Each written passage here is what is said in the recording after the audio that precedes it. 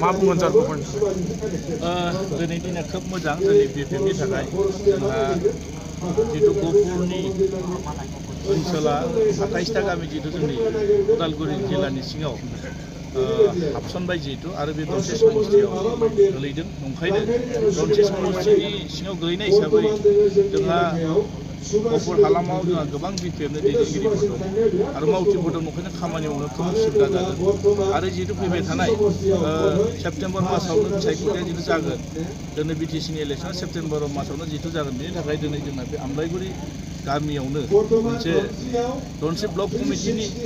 आन्डाराव मोनसे branch office हिसाबै जोङो दनसे ब्लक कमिटि हिसाबै दिनै अफिस लानाय जादों बे जोंनि थाखाय मोजां आरो बे अफिसनि गेजेरजों जों गासै जोंनि बिपिएफनि दोलोनि हाबाफारिफ्रा सोलिलांबाय थागोन आरो माबायदि प्रिपेरेसन जादों सार ओरैनोथ' जों जेरैबायदि दनसे समस्थियाव जों बिपिएफ हिसाबै जों जेनफेराखै आरो जेननायबो नङा मानोना दिनैनि थारिखआव जेरैबायदि जोंनि दनसे समस्थिनि रायजो राजाफ्रा बुजिनो हादों दानि सरकारनि सायाव आरो दानि सरकारा मा मावबाय थादों बेफोरखौ नोजोर होनानै फैबाय थानाय दिनाव बिपिएफ दोलोखौनो गभर्नमेन्ट फैनो थाखाय बा गभर्नमेन्ट लाबोनो थाखाय जेरैबायदि जोंनि बिपिएफनि दैदेनगिरिजों लोगोसे बे दनसे समस्थियाव गोलैनाय भटार्स रायजो राजाफ्रा गोख्रों भाबै बिपिएफ दोलोखौनो फरायना लादों ओंखायनो बे रोखा फैबाय थानाय सेप्तेम्बर मासाव जानो गोनां बिसायख'थिया जोंहा दनसे समस्थिनिफ्राय देरहागोन रोखा आरो खुनु पइन्टनिफ्राय जों रावबो फेजेननो हाया दिनै गुबुन गुबुन दोलोनि मानसिफ्रा जानला मोनला खोथा बुंनो हागौ जोंनि रेकर्डफ्रानो खिथायो आरो जोंहा गोबां धरननि बे फिला मोजां आरो जोंखौ रावबो फेजेननो हानाय नङा आरो मानोना जों नुनो मोन्दों गुबुन गुबुन राजनिति दोलोनि हान्जाफ्रा गोबां आसा आरो मिजिं लानानै बिथांमोनाव फैथों जोंहा बुंनांगौ बेबो बाजानांगौ गैया खिन्थु जों बिपिएफ दोलोआ फैबाय थानाय दिनाव गभर्नमेन्टबो दागोन आरो दनसे समस्थियावबो जों देरहागोना बे रोखा आरो 125 एमेन्डमेन्ट बिलनि सायाव नोंथांमोना मा बुंगोन मानोना बेखौ लाना गोबां बाथ्रा दान्थेलायनाया नुजाथिबाय बिनि सायाव जोंहा बिपिएफ हानजा हिसाबै जोङो बेखौ जोङो मावगोन जोंनि दैदेनगिरिफ्रा सावरायगोन जोंहा गभर्नमेन्ट जिथु गैया जों राजनिति दल हिसाबै बिनि सायाव जोंहा डिसिसन लानानै जोङो 60 प्रभिजननि सिङाव जिथु जोङो हांबिधानिकभाबै जि अधिकार होदों बे अधिकारखौ जों मावफुंगोन आरो मावथारगोन आरो ओंखायनो दिनै बे बिलनि सायाव जोङो मा बुंनो रायजो राजाफ्रा मिथिखायो सरकाराव थायोबा जों लाबोनांगोन बिलाथ' दिनै मानि थाखाय लाबोनाय जायो बे ओनसोलखौ सालायनो थाखाय बे ओनसोलखौ दैदेननो थाखाय बेखौ बिल लाबोनाय जायो ओंखायनो मोजां जानांगौ बिला बेखौ लानानै जों कन्ट्रभार्सि खालामनांगौ दरकार गैया जोंहा फैबाय थानाय दिनाव बे बिलखौ मारै मावफुंनांगौ जोङो जोंनि दैदेनगिरिफोरजों सावरायनानै सरकार दानायनि सायाव जोङो डिसिसन लाबोनानै बेखौ जोङो मोजांनि थाखाय मावगोन आरो सार रुलिं सरकाराव थानाय बिथां सासे रन्जित बा फेरेंगा बिथाङा बुंबाय थादों बिपिएफनि मानसिफोरा गहपुराव फैयोब्ला बिथांमोनखौ दख'ना फैखोना हासिबलाना बुज्रावना हरगोन होननानै दा नोंथांमोनखौ बरायदोंना बुज्रावना हरदों मा सानो नोंथां बे रन्जित बसुमतारिनि खोथाखौ माने आं लाजिसो बुंनो सासे इसां गोरों सासे बेक्तिया आरो सासे जोंनि बिटिसिखौ दैदेननाय सासे इएमआ बेबायदि भाषाखौ माने हिन्जाव माहारिफोरखौ लाजि फोनांनाय जादों माने मानो दख'ना फैखोनायनि बाथ्रा बुंखो बियो जोंखौथ' आइजोफ्रा बिदि बेबहार खालायफेराखै आरो सासे फेरेंगाया बेबायदि बुंदोंब्ला फेरेंगानि साननाया माबायदि आरो मा मावनो नागिरदों गहपुरनि रायजो राजाखौ मानो लाजि फोनांदों बियो बर' आइजोफोरखौ मानो लाजि फोनांदों बर' आइजोफ्राथ' बिदि बुंफेराखै बिथांमोनहा बे सेन्टिमेन्टखौ बुजिना बुजिया गहपुरनि रायजो राजाफ्रा आन्दलनखारि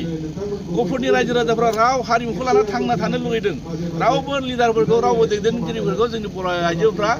बे फेरेंगा बुंनाय बायदि माजों आखल दिन्थिनानै माब्लाबा जोंखौ लाजि फोनांनो हराखै आरो हरफेराखै सिगाङाव आरो हरनायबो नङा आरो दा बिथाङा गावनि गोसोनि साननायसो बेहायनो मिथियो जे बिथाङा बेसेबां माने गोथार गोसोजों बिनि साननाय हनाया माबायदि बेखौ फोरमायनो ओंखायनो बे फेरेंगा बसुमतारिनि खोथाखौ आङो बेहाय बुङा लासिंसिं बे बाथ्राफोरखौ बुंनो गोसो गैया मानो फेरेंगा बसुमतारिया सासे गोख्रों दैदेनगिरि दा बिथाङा मा मानसिखौ नोंथांमोना बुजिखागौ आरो फेरेंगा बसुमतारिनि खोथाया दिनै मुल्य गैया मानोना सेप्तेम्बर मासावनो जिथु बिथाङा जेरखासिगोन बिनि पावारा जोबसिगोन गैला बे 2 मासनि उनावनो मानसिया बबाव गोमोना थागोन मोनथिनाय नङा आरो ओंखायनो दा साननैसो पावार थानायखाय जानला मोनला खोथा बुंबाय थादों बे जा खरसा नांगौ दरकार गैया गहपुरनि रायजो राजाफ्रा जेरैबायदि जोंखौ वेलकाम खालायदों बेहायनो जों मोनसे जे गहपुराव फैबाय थानाय बिसायख'थियाव जों 28टा गामि जिथु हाबदों जोंहा भटार लिस्टआ ओंखारगोन बे मासावनो ओंखारगोन जेब्ला फाइनाल जायो अब्ला बांसिन नाम्बारसखौ जोंनो बिपिएफआनो होगोन आरो बिथांमोननि साननाय बिथांमोननि मावनाय बिथांमोना लुबैनाय बाथ्राखौ जोंनो बिपिएफजों गोरोबनाय आरो बिपिएफखौ बिथांमोना अरायबो हास्थायो आरो बिपिएफआ जेरै 15 बोसोर सरकार सालायनायाव जेरैबायदि गहपुरनि रायजो राजाखौ मालाबाबो माने बिथांमोना नागाराखै गहपुरनि रायजो राजानि सेन्टिमेन्टखौ मिथियो आरो ओंखायनो बेहाय बिथां बुंनाय बायदि जानाय नङा आरो बिटिसिआव बिपिएफ सरकार फैनायनि उनाव गहपुरा दिनैसिमबो बिटिआरनि माखासे जिथु एग्रिमेन्ट मथे हाबजोबाखै हाबजोबनांगौनि बेलायाव नोंथांमोना मा खामानि मावगोन बेखौ आं सिगांबो बुंदों आरो दाबो बुंगोन जे जोंनि BPFनि एजेन्डाया जाहैदों मा जोङो बे माने 28टा गामि जितु हाब्बाय बेखौ जों वेलकाम खालामबाय आरो माखासे सोनो गोनांखौबो जों सोनायनि थाखाय जोङो BPF दोला मावगोन मानोना जोंहा दायित्व दं मानोना दिनै जों आन्दलन खालामनाय बेनि सेन्टिमेन्टखौ जों बयबो बुजिगौ ओंखायनो BPFआ मालाब्लाबो बेखौ माने बारख्ल बुरख्ला जाजानायखौ लुबैयाखै जोङो दिनै सरकार फैनाय लोगो लोगो जों गासै गामिफोरखौ साংবিधानिक भावे 6 प्रभिजननि सिङाव बे गामिफोरखौ जों बोरै सोनो हागोन बेखौ जों सम्पूर्णभावे BPF दला दायित्व लानानै खामानि मावनो थाखाय जोङो रेडि दंखायो जोंखौ सरकार लाबोनांगौ रायजो राजाफोरनि दायित्व आरो जोबथि सोंथियाव जाय बिटिआरआव गफुरनि बर' गामिफोरा हाबबाय बिथांमोननिसिम मा मेसेज खावलायो आङो बेखौनो बुंगोन जे गफुरल' नङा जोंहा 60टा गामि जिथु सनितपुर आरो बिश्वनाथ बे मोननै डिस्ट्रिक्टआव जोंहा 60टा जिथु गामि हाबदों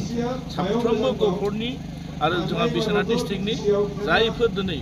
माने बिटिसिनि सिङाव गोलैबाय बिथांमोना मोजां साननानै फैबाय थानाय दिनाव बे ओनसोलनि